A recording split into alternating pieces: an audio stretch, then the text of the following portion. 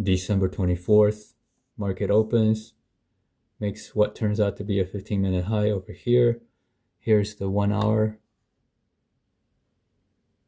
So we're actually still in the opening initial balance high here.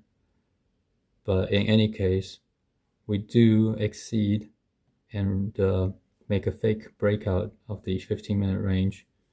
And right at that point, we actually had the canary. So here is here. So if we really broke this down, we had a little canary here, a bearish canary that survives and goes down for like 28 points, right down to VWAP. And then here, we actually start making a canary this way that eventually looked bullish. And we're actually going to break out of the initial balance high, which is this point here, the 15-minute fake breakout.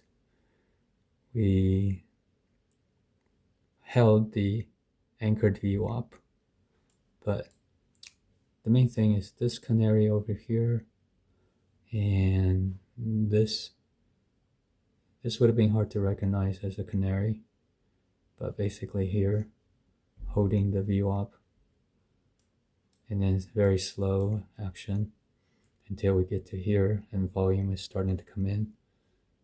And we'll see if we make a failed auction up here. So